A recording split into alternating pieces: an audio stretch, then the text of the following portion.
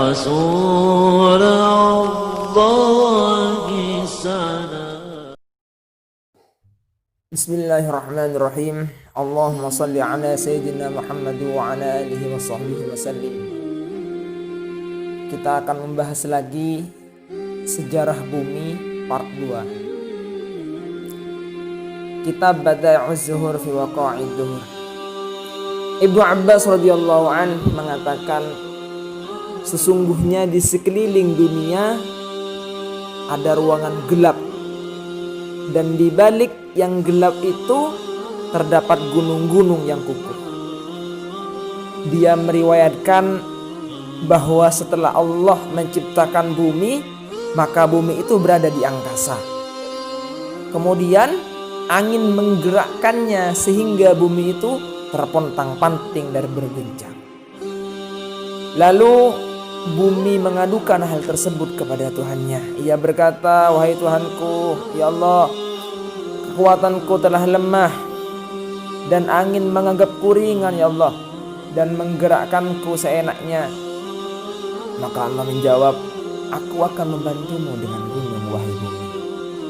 Maka setelah itu bumi tidak berguncang lagi. Kemudian Allah berfirman di dalam Al-Qur'annya, "Wal arda ba'da dzalika dahaha, akhraja minha ma'aha wa mar'aha wal jibala arsaha." Dan bumi sesudah itu dihamparkannya, dia memancarkan darinya mata air dan menumbuhkan tumbuh-tumbuhannya, dan gunung-gunung dipancangkannya dengan teguh. Ayat ini menunjukkan bahwa Allah Subhanahu wa taala telah menciptakan langit jauh lamanya sebelum diciptakannya bumi. Begitu pula dengan angin, lebih dulu diciptakan angin daripada bumi. As-Sa'labi mengatakan, setelah Allah menciptakan bumi, dia mengutus malaikat yang berasal dari bawah arsy. Malaikat itu muncul dari dasar bumi lapis 7 paling bawah, dan malaikat itu mengeluarkan salah satu tangannya dari arah timur, dan tangan yang lainnya ia keluarkan dari arah barat. Kemudian dia berpegangan pada ujung bumi karena kakinya tidak memiliki tempat berpijak. Jadi bumi kita ini kenapa bisa diam? Karena pada hakikatnya bumi kita dipegang oleh malaikat yang Allah turunkan dari arsy tersebut. Maka malaikat tidak memiliki tempat berpijak. Maka Allah Subhanahu wa taala menurunkan seekor banteng dari surga yang bernama Nun. Nun ini adalah banteng yang mempunyai 40.000 tanduk dan 40.000 penyangga. Setiap tanduk ke tanduk satu dengan tanduk yang lain jauhnya sejauh perjalanan 500 tahun cahaya.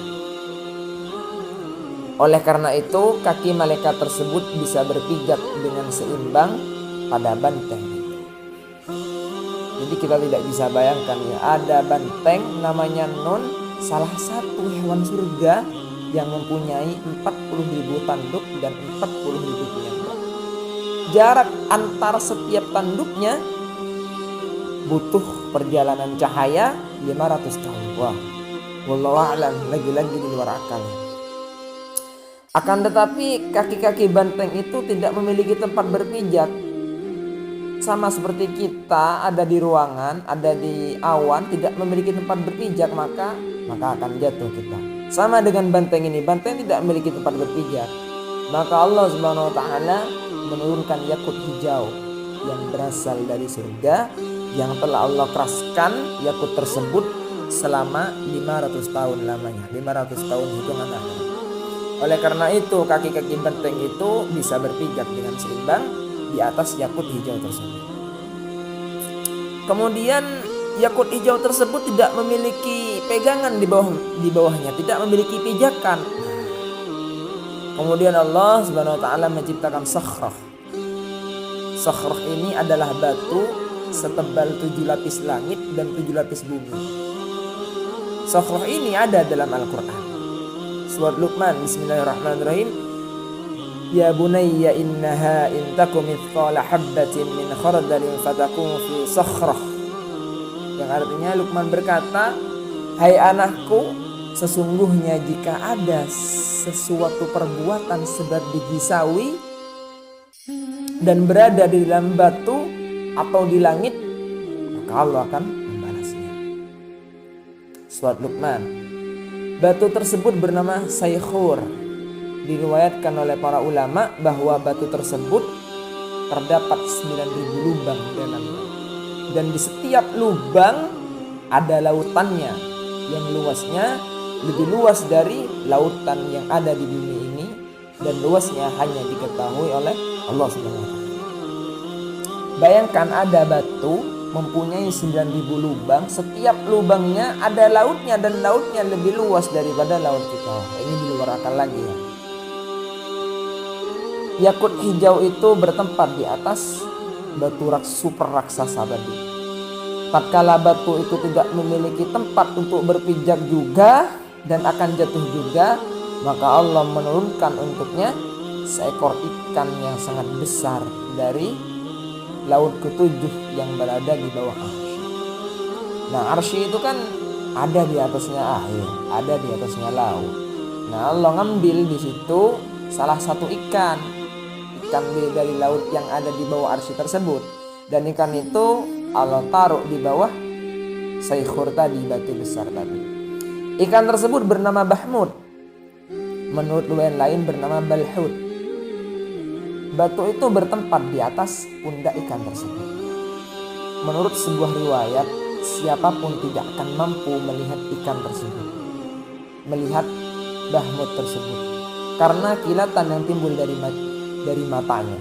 Seandainya semua lautan di dunia ini diletakkan di salah satu dari dua lubang hidungnya ya, maka lautan sebumi ini seperti biji sawi yang ada di lapangan yang luas. Coba kita teteskan, satu tetes ke lapangan, apakah akan kena selapangan dari tetesan itu? Maka tidak akan. Jadi sama dengan jadi andai seluruh air laut disiram ke hidungnya ikan Bahmud tadi, maka tidak akan ada yang menetes karena saking besarnya ikan. Ikan tersebut diberi kekuatan yang besar oleh Allah dan memuji Allah, ya Allah segala puji bagimu, karenamu aku kuat dan karena pertolonganmu aku mempunyai kemauan yang luar biasa sehingga aku mampu menggendong apa yang ada di atasku ini. Maka izinkanlah aku bersujud wahai Tuhanku. Maka Allah pun mengizinkannya untuk bersujud. Dan ikan itu membenamkan kepalanya ke dalam air hingga tidak kelihatan.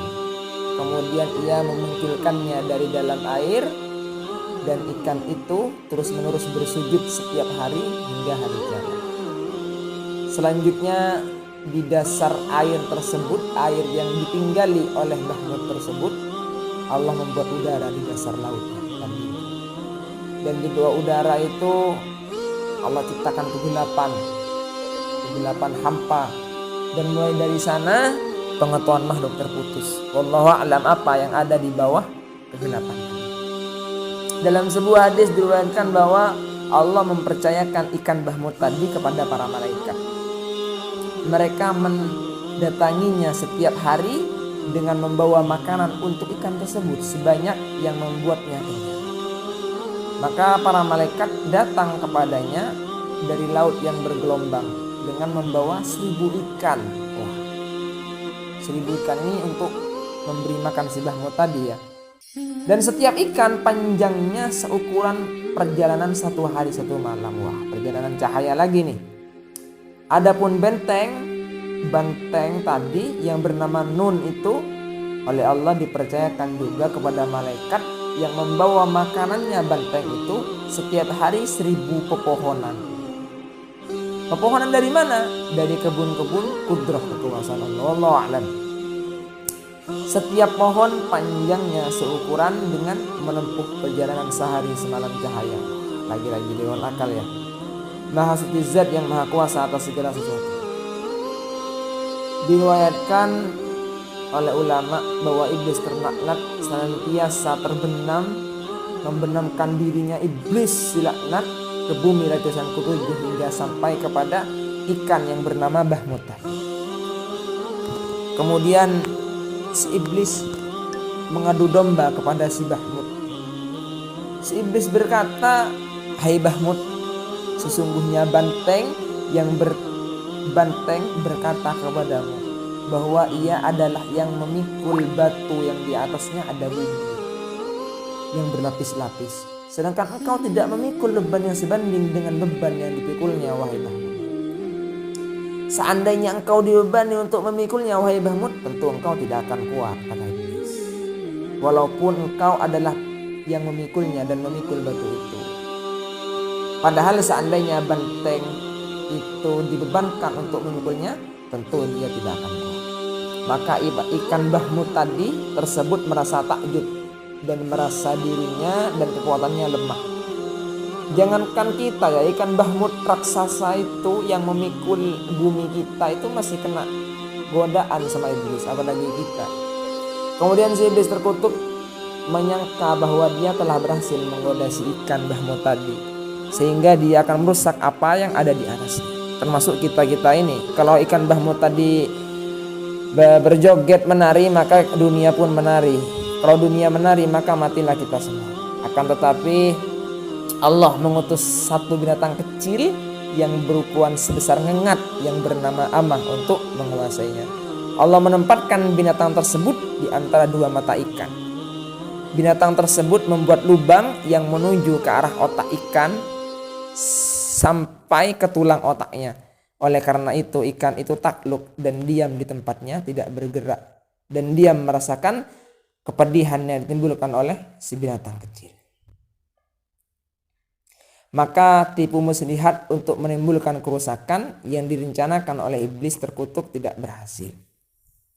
Jadi pada hakikatnya bumi kita ini nongkok, apa ya bahasa Indonesianya nongkok? Nongkok itu berada di atasnya malaikat, di bawah dipikul oleh malaikat. Dan malaikat itu dipikul oleh banteng, Sinun itu. Dan banteng itu dipikul oleh yakut hijau yang Allah turunkan dari surga, yang telah Allah keraskan selama 500 tahun tadi. Dan yakut tersebut nongkok berada di atasnya batu Saikhur tadi, dan batu Saikhur berada di atasnya ikan Bahmut tadi. Dan setiap tunggaan ini antara malaikat, banteng, yakut, batu dan ikan itu sangat berbeda jauh. Karena yang dipijak harus lebih besar daripada yang dipijak.